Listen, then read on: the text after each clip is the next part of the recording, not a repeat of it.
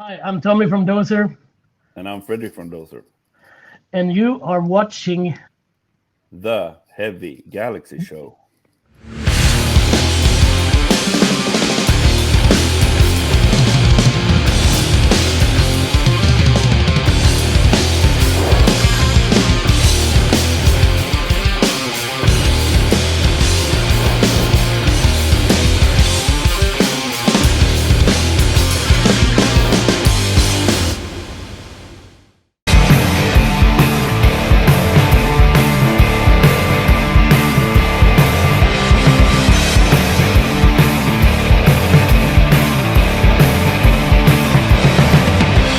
Okay. All right. We're back here for another episode of the Heavy Galaxy Show right here on the CMS Network. And today we'd like to welcome to the show a band that many of you may have not have heard of in some time, but they're back after a 25-year hiatus with their brand new full-length album. Hell of a comeback record, by the way. It's titled Volume 3 from Sugartooth. I'd like to welcome bassist Josh Blum to the show. Josh, man, 27 years, I believe it's been since you guys have been in business. So naturally, my first question is going to be, why now? I mean, after, such a long hiatus, I mean, do you feel like the band's got some unfinished business? Maybe something with the pandemic that, kind of a lot of bands have gotten reformed after that. So fill us in, man. Yeah, man, it's a little bit of all of that. I mean, we had unfinished business for sure. We definitely wanted to continue our story. It felt a little too cut off, and a lot of that had to do with just the way like Mark and I were feeling after the second record, after touring that, and the response we got from the record company, and just some other stuff that we were dealing with. But we definitely wanted to sort of finish our story. We recently were, I guess it was about like 5 years ago or something. There was a cool movie, a documentary that this guy did out of New Zealand or Australia. Sorry, Sean. Underground Inc. Is Underground Inc. One. Yep. And so Joey and I were in it, and Mark was in it, and Sean from White Zombie, and I think Quicksand and Helmet, and some great bands. And sort of the story of that documentary, which is definitely worth checking out, was that all these bands got signed up in the Nirvana sort of rush. Didn't get any love unless they were selling, millions of records right off the bat, which is just sort of kind of the major label story anyway. Yep. Oh, yeah. So it was about all these bands that basically were unheard of or unheard for the most part, but had something to say, but just, the story was just, it just ended for all these bands essentially. And more so for Mark, I've been before that, I'd been writing songs and sending them back and forth to Mark. And but for him, that really watching the movie it really sort of kicked his ass into gear of wanting to get back and finish the Sugartooth story. Okay. Didn't want to leave it as just, okay, this sort of, they were a band that got swept up only because of this Nirvana rush.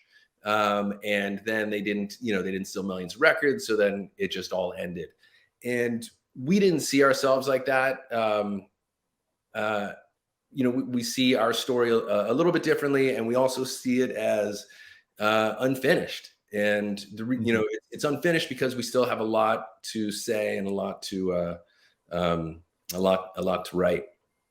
Yeah, no, absolutely. Well, no, and yeah, I actually, I interviewed last year. I interviewed Sean about the documentary. Yeah, like I said, it was a great documentary. It really was. Yeah. And like you said, yeah, you're spot on. Like you said about really the industry. I mean, at that point, everybody was looking. All the labels were looking for the new Nirvana in Seattle. That was what they were doing. They were throwing a ton of money. I mean, just at so much and everything. And unfortunately, yeah, like back in the 70s or 80s, you didn't have, a 3 to 5, record, span to try to prove yourselves and to try to, obviously develop as a band. Bands like Kyuss and those bands got that. Obviously, yes, 90s was just one album, and it's like with you guys. I mean, obviously you guys had a, with the first record, you did really well.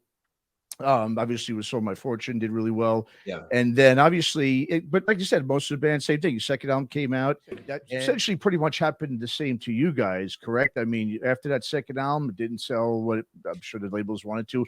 And then boom, they just dropped you like a hot potato. I mean, is that pretty much what Geffen did pretty much with Sugartooth at that time? 100%. Yeah. You know, we did that first record, which is behind you and looks fantastic, by the way. Okay. I love the wallpaper. That's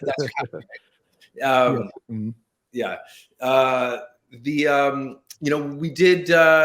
We had some good success with that record and Sold My Fortune single, but even that, with all that we had with the Sold My Fortune single, and we were on the road too, you know, pushing that record and touring before that record and after that record, we would be on the road for like 300 days a year. And so we were really dedicated to, you know, to the music and to the band and getting out there. And,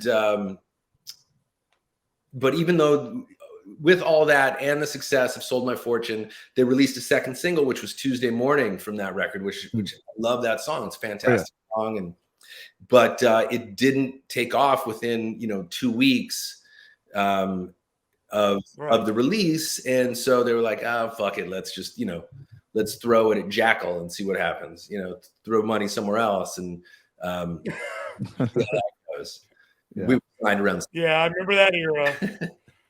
The chainsaw. Yeah, totally. I even bought the album back then. We should have had a chainsaw. There's no doubt about it. You know, that's somewhere around here.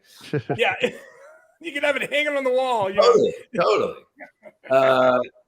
You know, so it was the reality of the situation. We knew, you know, we kind of knew it going into what record labels do with baby bands and how they treat them. We grew up in LA, you know, so it was around the scene and the music business since I was like 13, essentially. And so I knew that, like, yeah, when I was 13, I lived down the street from the Troubadour, so which was all ages. So the first show I ever saw in 1983 when I was 13 by myself at the Troubadour was Wasp and nice. I can't remember who else it was, but it was the Heavy Metal Blood Drive. It was amazing. The second one was Slayer with the Armored Saint opening. Nice. Oh my insane. God. That, like, I mean, like Wasp blew my mind, and then I saw Slayer in the Troubadour, and I was like, what the fuck? Now, how old are you, Josh? I am now 52.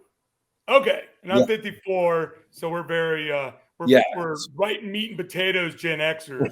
Totally. So I get the metal. It was just, we are so lucky to be in high school in the 80s, I would say. Yeah, like, so too. It was the best metal, and you were even in junior high, and it was just metal was at this peak. It was insane, right? You had Judas Priest, and you had Iron Maiden, and then you had all this stuff coming out of LA that was sick, and it was a good time, and especially I was really fortunate to born and raised in Los Angeles, strictly for my metal taste and wanting and my ability to go to the Troubadour to see shows every weekend. But it certainly, it changed my life and changed the way I saw my life going for sure. Possibly to my parents' chagrin. But they did actually. They dropped me off at the Troubadour and then would drive around the block just to make sure I was nice. Oh, that's caring at least. Yeah. Totally. No, I mean, my mom used to. When I was 13, I auditioned for a band that was like a Metallica cover band, and I didn't know any Metallica songs really. I knew how to play "Paranoid" by Sabbath. But for the most part, that was all I knew. And he drove me out. It was like an hour drive to go to this band's house. And he took me there. And, like 5 minutes in, this band was like, "You suck." I was like, what are you going to do?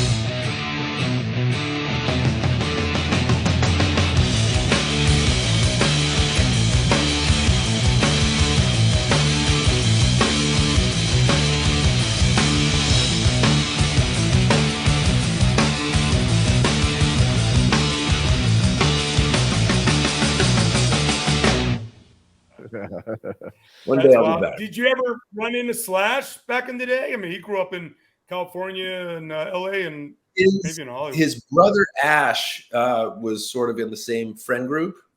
And then Slash grew up with Dave Kushner, who is one of Joey's best friends, who was in Sugartooth for a minute, who he replaced Tim in Sugartooth on the tour for the first record.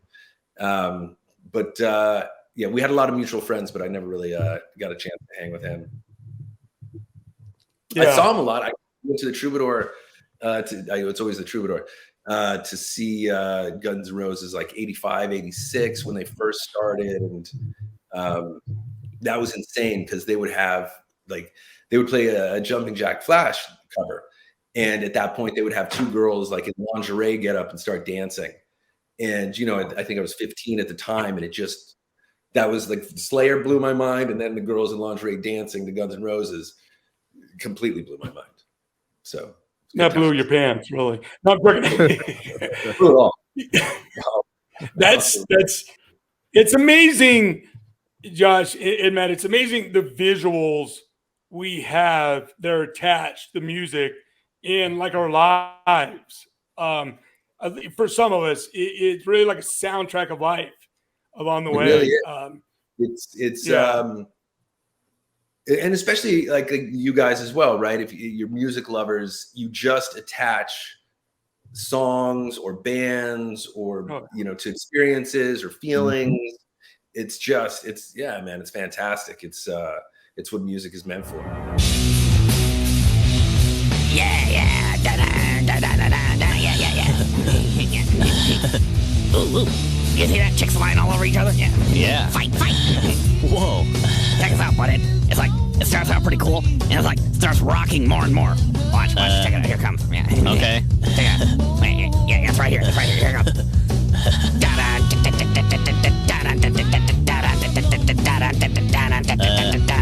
I get the point, Beavis.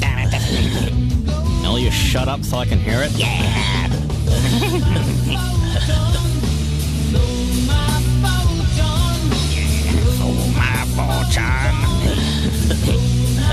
Hey, Butthead, what's a photon?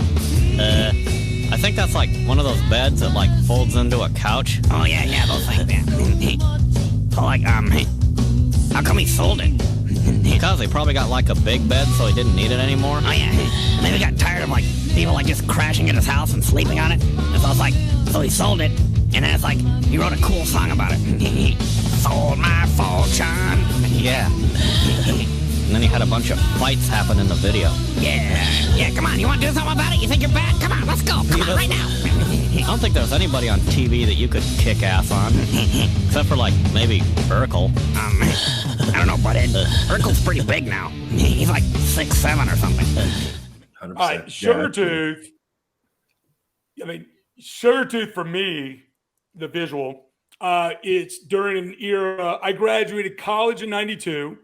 And I lived at the beach. And I'm an East Coast boy.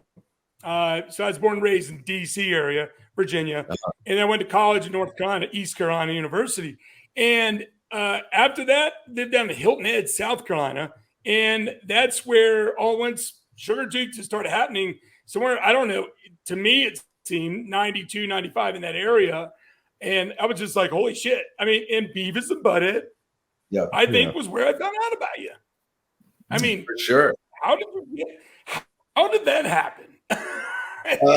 Where did how did this happen? That was dumb luck. And what was interesting, actually, you know, about the Beavis and Butthead thing is they were such a crazy phenomenon, as you guys know, right? They came out and were talking shit about bands, or they were glorifying bands, and the bands that they trashed kind of got destroyed, right? Yeah. Oh yeah. Right? Like I think somebody was telling me the Ringer. Yeah. Credits Beavis and Butthead for ruining that career. Yeah. Maybe. And like White Zombie, their career was just propelled by Beavis and Butthead.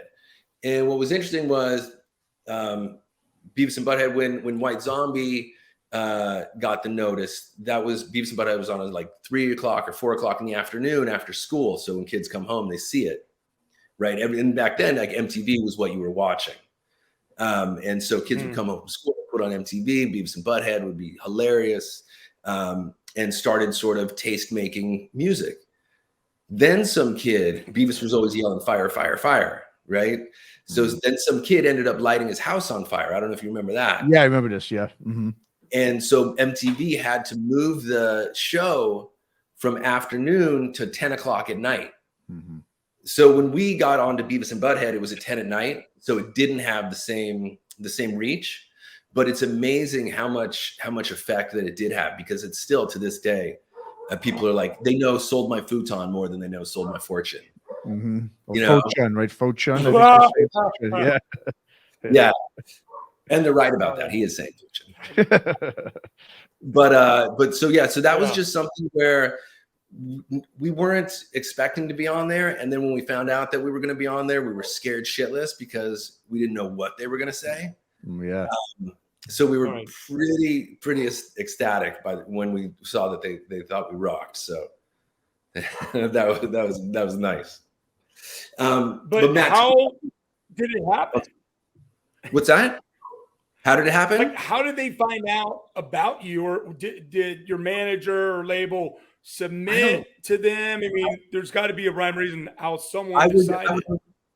I would imagine that the label was submitting things. You know, it's possible that the label submitted us, but it's also possible that just sort of anything that was going and being serviced to MTV at the time, especially rock stuff, was showing up for them. But I don't know. Mike Judge did us some serious solids. He put us on the Daria show. Remember that show Daria he had? Mm-hmm. He put us on that show in the soundtrack a couple times. I believe like Sold My Fortune would be playing whenever the Hesher would roll up, you know, in like the beat up car. And Sold My Fortune would be playing. Mm-hmm. I'll take it. That's awesome. I had that car. Good.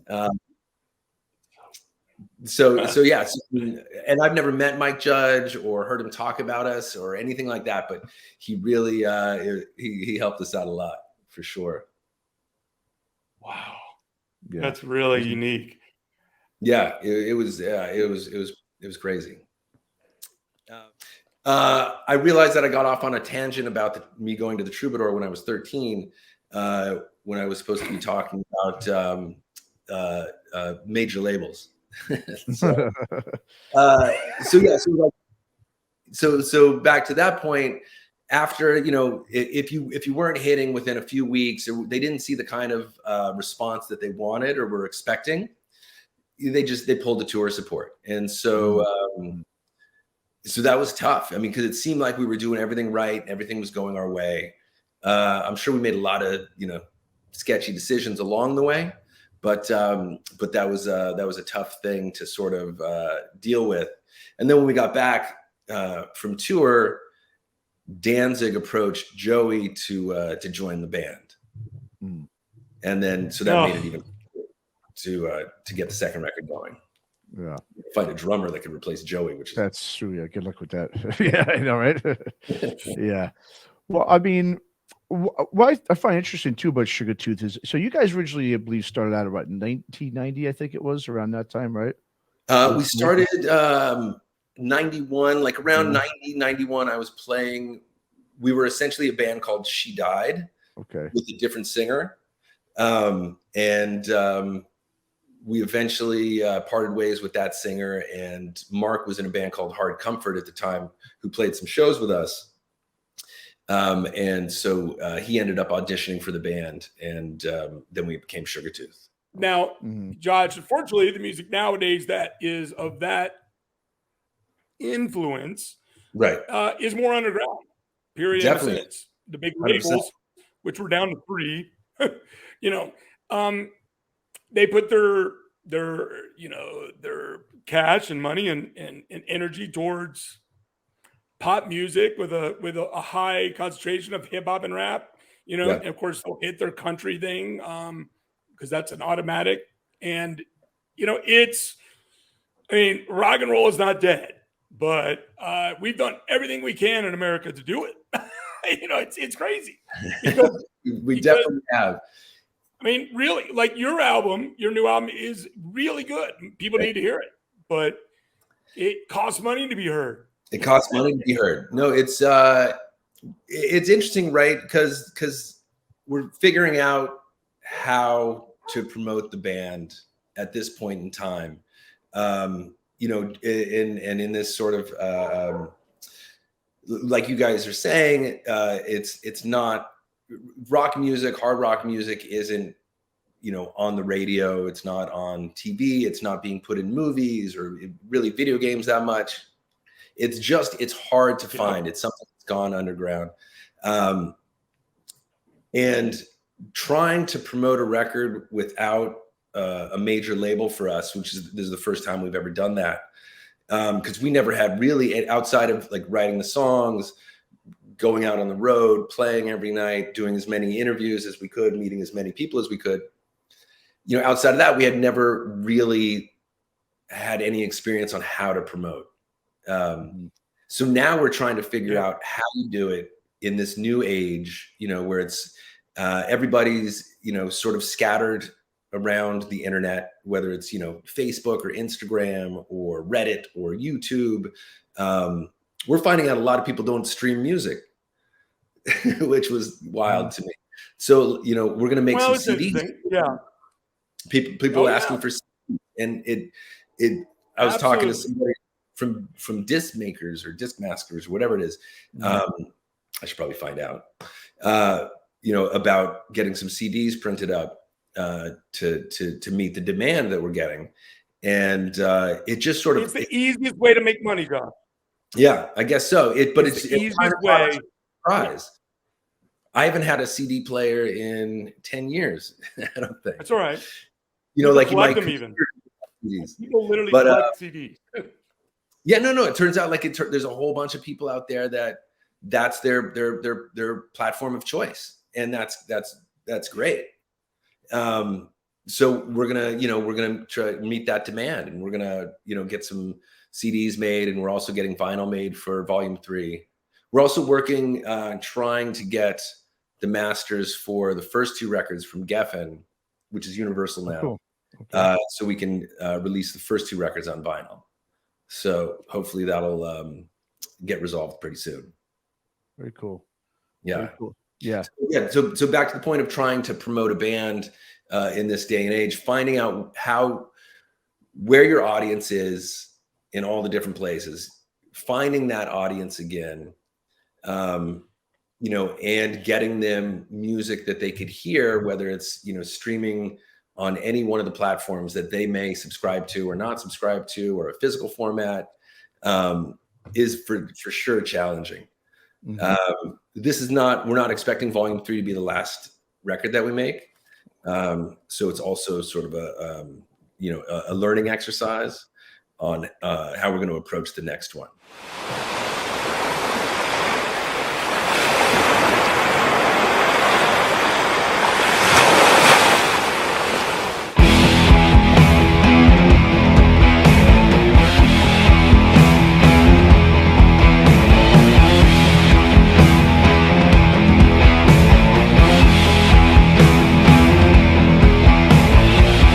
Wake up your sons, have them raise up all their guns. Resist the need for inhalation.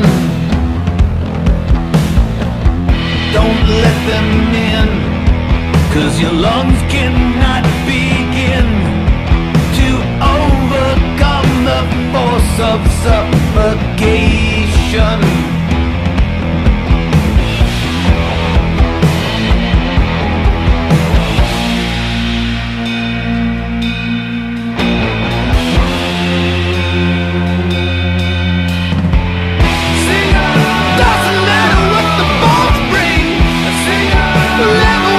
What's strong?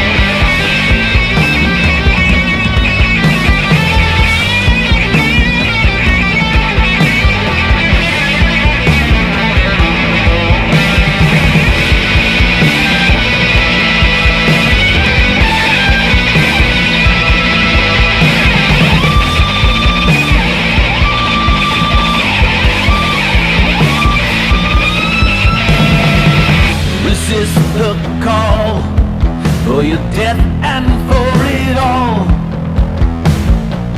You're not alone in your isolation. Drift off to sleep, rest your head on this belief that you will overcome this age of damnation.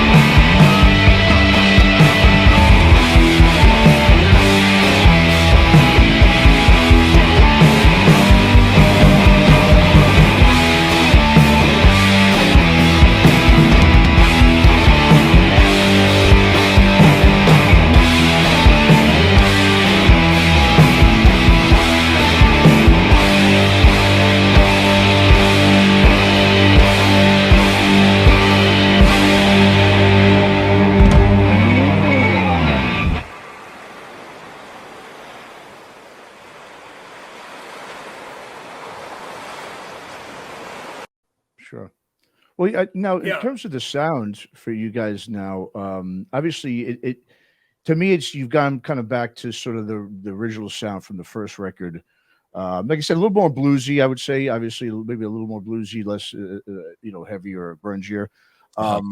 But obviously, a definitely a different sound than what you guys had on your sophomore release, Sounds of Solid, back in '97. I know that was obviously a bit of a departure, from that first record. You guys had the Dust Brothers, and that was kind of the point I was getting at before when things started getting alternative in the mid to later '90s.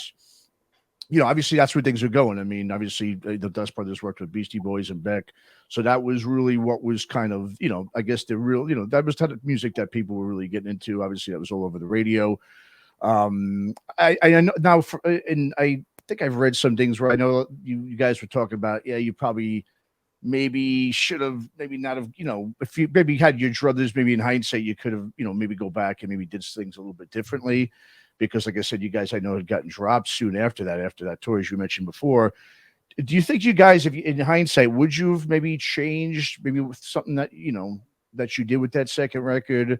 Or would you have just kept that, original sound? I mean, let's put it this way, did the label have anything to do with that too? Did Geffen push you in any direction? No, not at all, actually. We knew that we were going to be dropped. Okay. We knew that we were lucky that we were going to eke out a second record on Geffen's dime. We knew that that they had some money that they could spend on us, and we knew that after they spent that money on the record, we were most likely going to be dropped. But we did enough to earn that second record, I think. Okay.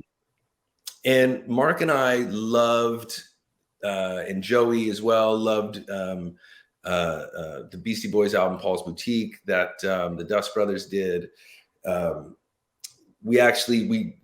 Beck record, we met the Dust Brothers when they were working on that record, so we hadn't really heard anything, but we were into a lot of different sounds, and on the road we would listen to a lot of different things, besides just metal or grunge. We would listen to hip hop, we would listen to trip hop. We were really into Portishead and what they were doing at the time, with samples and live instrumentation, and recording themselves and then turning those recordings into samples, and piecing together stuff. And so we were really into that idea of just experimenting. So that record, the Sounds of Solid, and the idea of working with the Dust Brothers was originally brought up by our A&R guy, saying that since you guys are working with loops, and one of the reasons we actually started working with loops was because Joey left for Danzig. Okay. and trying to replace that guy is a pain in the ass. You know, and also probably emotionally we didn't want to, you know, because he was a part of the band and a part of the family. But anyway, we so working with loops ourselves and working with sort of pre-recorded sounds kind of dictated the songwriting a little bit. Before we started going that route, we did have another drummer and another guitar player, Tommy Southard from Godspeed. Craig Anderson was on drums. He's unfortunately forgetting the band that he's in now, but and it was heavy. It was super heavy, and it was what I think the majority of the fans of the first record were looking for on the second one. Mm-hmm. Mark and I didn't want to make Tommy.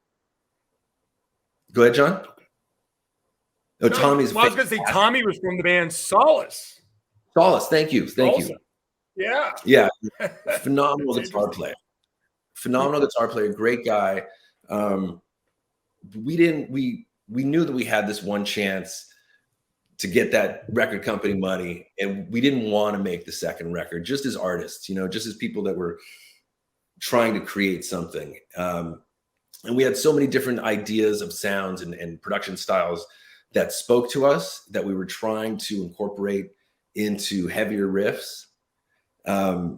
It made sense for us. And so I don't know that we would do anything differently production wise. I know that we would do some things differently, like, we wouldn't think that we were like the greatest thing since sliced bread. You know, we might listen to people more instead of telling people to fuck off. We know exactly what we're doing. But not in the production of the music, I don't think. Okay. And also with the Dust Brothers, I ended up having some amazing experiences with those guys. Like they had me come in and play on a Rolling Stones record they were working on Hanson. I played on the Hanson record. Just like Microsoft commercials, just all kinds of shit they had me playing on. So, so just as a bass player and a studio musician, I was like, all right, I'll take it. Mm-hmm. And I think we did some fun stuff, you know, and it's what's really cool now, guys, is that I'm hearing from people. I always thought everybody hated the second record, but hearing from people coming out, some people are saying like that's their Sugartooth record. You know, the majority of it's the first record is Sugartooth for them. Yeah. But it turns out that there's like a whole, you know, the whole group of people that love the sounds of Solid. And so once we released Volume 3 and we started reconnecting with people and hearing that actually it made us feel great. You know, I'm sure that's pretty encouraging. For sure. I really 100%. Think that second album was a grower. And I think there was sometimes, you know, when a second album comes out or a follow-up album from something that was, you know, at a high level, there's a shock and a disappointment for some. That's just the way it is. Yes. I'm one of those guys many times. I have those albums, but, you know, and I think there's times where I've gone literally years without barely listening to that album because I was with a certain album and because I was disappointed. And then all at once I'm like, you know what? That's pretty fucking good, actually. And I think that we're emotional beings, you know, and we want to hear the stuff we want to hear sometimes. So it's fascinating how all this works cyclically for you. Now, I want to talk about being on the road. Okay. And what was your favorite tour that you went on? Oh man, I'll be honest, I don't remember a lot of the touring. But I really loved the tours on that first record. We went out with Stone Temple Pilots. That was pretty fun. It was right as they were breaking. I think Plush was their big hit on the first record. and it was right as Plush was taking off. And they were great. And so it was a lot of fun watching. It was a trip, and also kind of like a little bit of a jealousy thing. Like, oh shit, they're going to do this, you know, and they're going to do that. But we had a lot of fun on those tours, and just being in the van. I enjoyed having a bus, but I enjoyed the experiences in the van more, I think. Huh. It was just a little grosser and a little more debauchery in the van. You know, and it was just a little more raw, you know, than because you're driving yourself, and it sucks at the time, right? But in retrospect, I really enjoyed those experiences.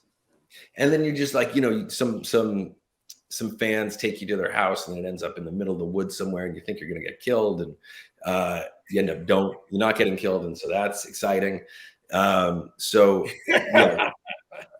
Those early tours where we were just really sort of slugging it out on our own was a lot of fun. What was the weirdest matchup that you ever had, like on a bill, or some of the weird ones? Don't have to be just. We played with Deee-Light in right in Minnesota, I think. That was really bizarre. You know, and we opened for Slayer once in Mexico, in Tijuana, and that was nuts. This place, this place called Iguanas, and they used to call it like Thunderdome. You know, like Mad Max. Mm-hmm. So there was a second story, and there was no guardrails or anything. Mm-hmm. We're just jumping off the second story into the pit. It was wild, man. Yeah, there's a lot of hardcore and punk shows there back in the day, and I was huge for that. Yeah, yeah, and so like in 5 songs in, and I think at the time we only really had 5 songs too, but 5 songs in, they just started chanting Slayer, and we were like, peace. Smart. And you were happy because you got to watch Slayer after that. And we got to watch Slayer after that too, so that was pretty cool. I learned that Sugartooth was Dientes de Azúcar that tour. So that was cool in Spanish anyway. So but yeah, we had some weird bills. Those are the two that pop out, and the Slayer one was like, you know, that was like a bucket list kind of bill, but it was just weird.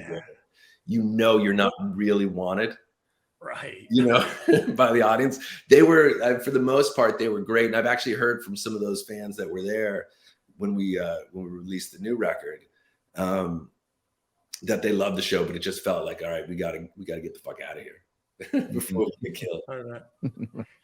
What was the biggest show you ever did? You know, those were probably like radio shows, radio festivals. I remember there was one in Oregon that like Sammy Hagar was on, and a bunch of people, and I think that was like 10,000 people. That was probably the biggest. Nice. There was a Metallica fight show at the Blockbuster Pavilion in Anaheim. And it ended up being like an all-day sort of show put on by KNAC, which was, I don't know if you guys are familiar with them. Yeah. Mm-hmm. So we opened that show. We were getting a lot of great play on KNAC with Sold My Fortune at the time. Mm-hmm. And so that was a big one. And then Rob Halford wanted to get on stage with us and do a Judas Priest song, which was unbelievable. But none of us knew, not like all 4 of us didn't know a Judas Priest song. You know, like, it was fucked up. Learn your Judas Priest songs, people, because you never know. Oh man, we all knew Sabbath songs. So and he had just gone on the road with Sabbath, I think, and we're like, did you do a Sabbath song? And he was just like, fuck you guys, and took off. Oh man. Shit. Yeah, you should have quickly. What was that song? You should have done Wizard. Which we should have done something. Halford did with Wino, who we just interviewed. You chose back along with who was it? Bill Ward, I think, was maybe on. Nice. Yeah, no, we. It was an all-star thing. It was for a tribute album. Yeah, they called themselves the Bullring Brummies. Oh, nice. That was actually a great lesson to get your shit together and be prepared for anything. So now, so what is your favorite Priest songs, just in case it happens again? So what is your favorite Judas Priest song then? That's a tough one. Good God. Victim of Changes. Yeah, nice. You know, it's way back. Yep. But, I think we actually had started covering Victim of Changes shortly. Nice. Oh, okay. Not an easy one to sing. Yeah. Oof. Yeah. Man. Luckily I can't sing at all. So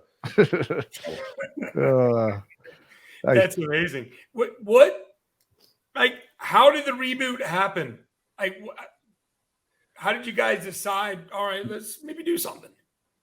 Well, I was telling Matt a little bit about it, and we started, like, I kind of quit music for a while. Not kind of, I quit music for a while. I hit 30 and I was like, fuck it, I don't want to keep playing the Coconut Teaser in Los Angeles, you know, at 30, because I started playing LA clubs when I was 16. And I was like, I want to do other things. I went to art school, you know, I had other things that I wanted to do. Right.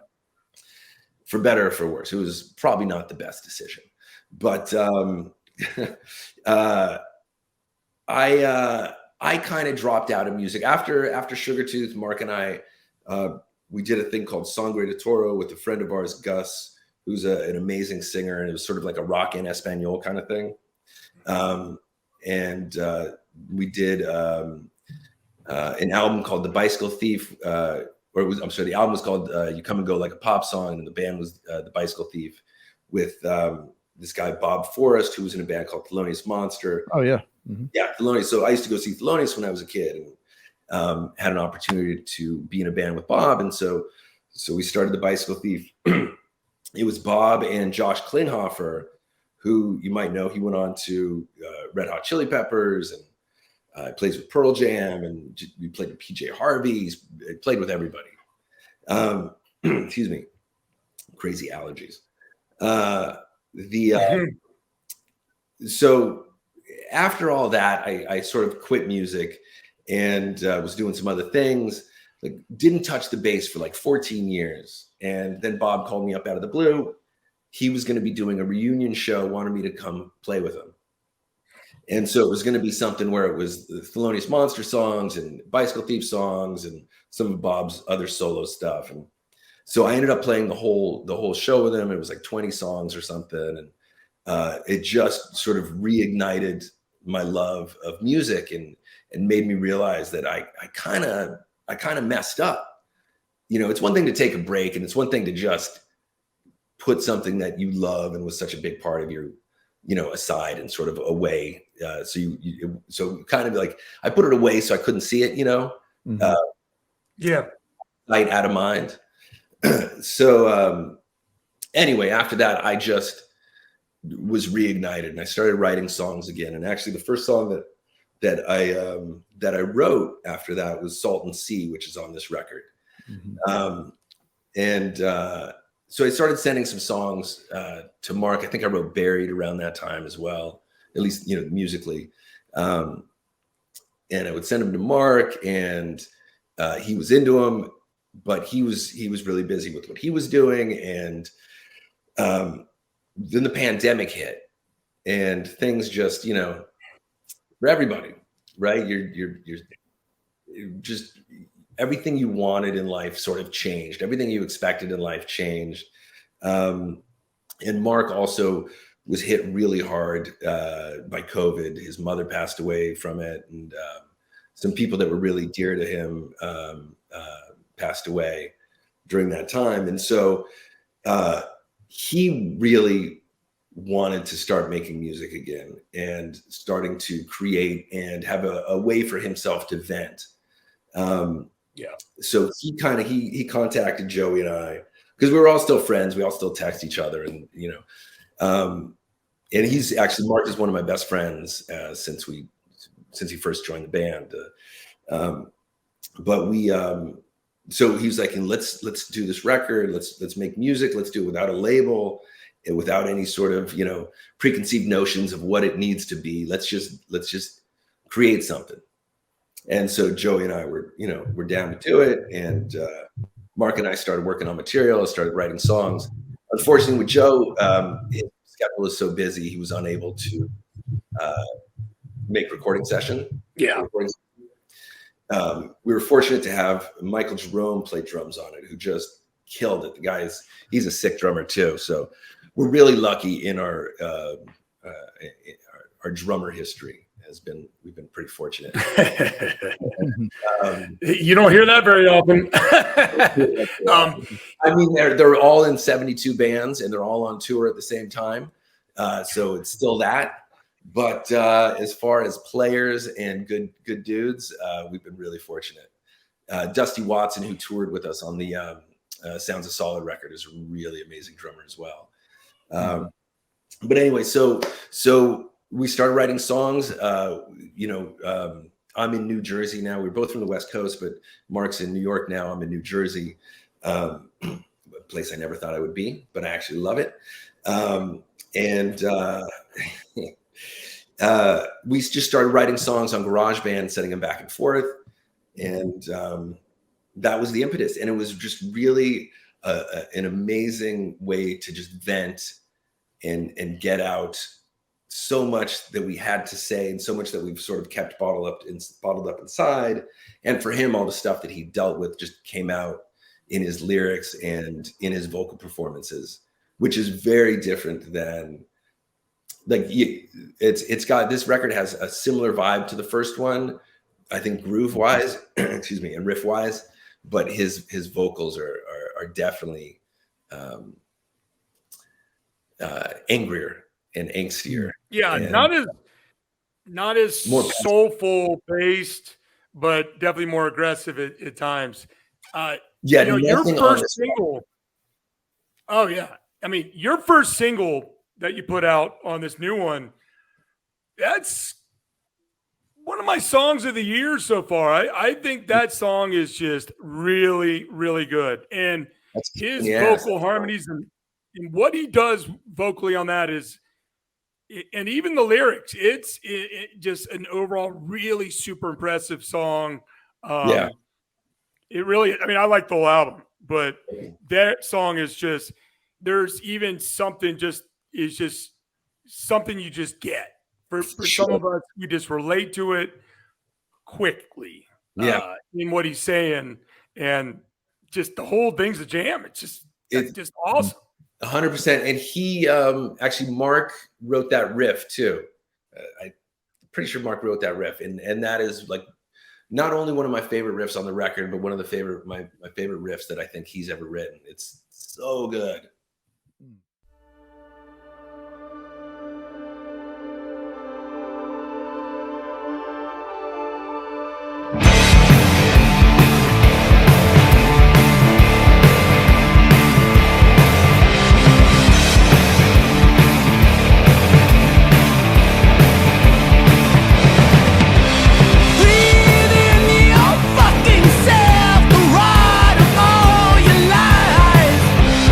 Take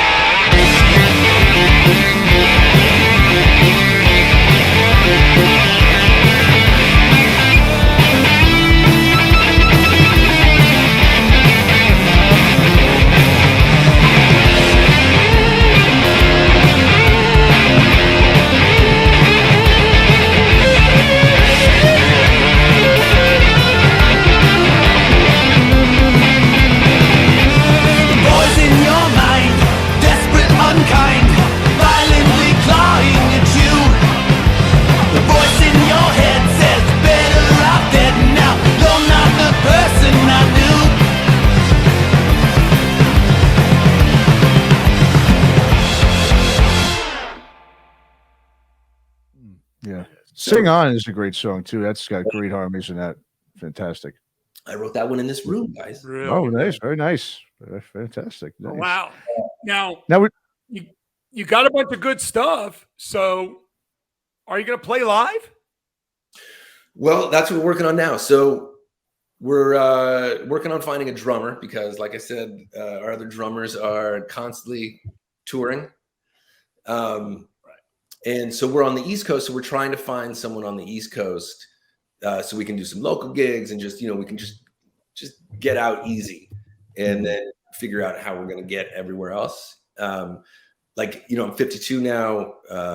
Mark's the same age. We're not going to hop in a van again and tour for 10 months or whatever. But we're going to do whatever we can and as many shows as we can as soon as we do find a drummer. Talking to a couple people now, and hopefully we'll have something set up soon. Now, for the in terms of Joey, I thought I remember reading that he was going to be originally part of the reunion. That did something. It's just because I know he's a busy guy. He's in a million different projects, but that was exactly it. He was originally going to be doing it. We were originally going to be recording, I think, in February of last year, and he couldn't because as much as he wanted to do it, he was sort of at the mercy of the bands he was in, which like the Circle Jerks in the Bronx are it's pretty good fucking bands. Sure. And you're also at the time tours were being canceled and rescheduled because of COVID. So it was really hard to get a hard date, So we kept having to push the recording back. And after a while, it didn't make sense to keep pushing it back anymore. As much as we wanted to do it, the three of us, it just didn't make sense. We wanted to get in and record and get it out. And then Alan Johannes ended up mixing it and playing some guitar on it as well. And that connection came through Joey, which was great. Very nice. So now is this, you guys now, like you said, you're looking to play some shows. Obviously you got the record, and you just mentioned before, this isn't the end of the Sugartooth story. Obviously this isn't the bookend. You guys are planning on continuing this, correct? I mean, this is just the start of the new beginning pretty much of the band. Yeah, pretty much. I mean, we've got, we wrote about 20 songs for the record. We recorded 13 and put 12 on the record. We've got a lot of music left, just from the songs that we didn't use that we will probably, we'll rework them in a way because they weren't speaking to us as they are now. But there's some killer riffs and killer melodies in what we've got. So we're just gonna keep writing and keep creating and keep putting it out. It would be really great to be able to, and kind of the goal is to, find our audience, find our Sugartooth people, create our community online, and continue to, just to make music and art for these people, for the people that want to hear it. And that's kind of where our heads are at now, where we want to do it for ourselves and we want to do it for the people that want it. And we like the idea of accessibility, and being accessible to fans and being able to talk to fans on Instagram or Facebook or wherever it is that we're talking to people. And just want to keep going from there and see what we can do, see what we can make. Very cool. Hopefully play live because I do miss that. Yeah. And that's where it kind of circles back around is you got to find a drummer. You go to Vegas to play. Well, that's, you got John. There you go. So what are you listening to nowadays that's new?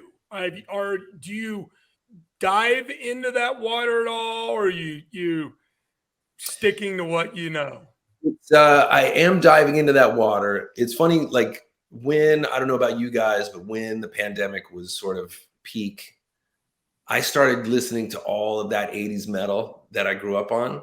Mm-hmm. I don't know if it was just like a comfort food kind of thing. Like I needed a sense of stability, so I started getting way back into Dio again, those records and like the old Sabbath stuff. And I mean, I never stopped really listening to Sabbath stuff, but new stuff, Idols.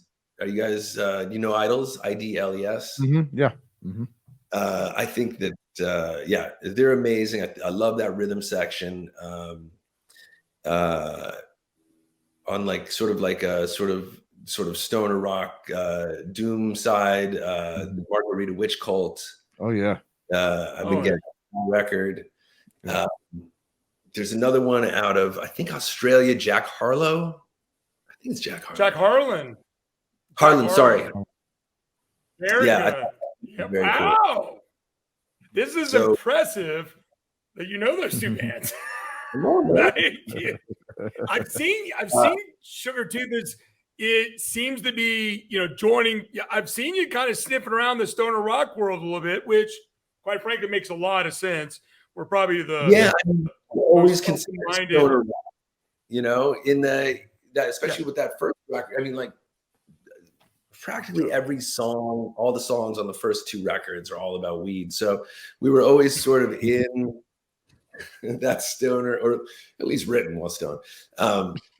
We were in that world, we would play with those bands. We would play with Kyuss, and we would play with Fu Manchu, and wow. So we were sort of in that world, and we were certainly in that headspace. So it's just those are some of the things that have been speaking to me. And it's interesting that you say that too, because I think that's on Facebook that you're seeing that. And I don't know, like the Facebook algorithm is just like stoner rock. So I'm like, all right, I'm good. I mean, listen, the best hard and heavy rock being made is simply there. Yeah.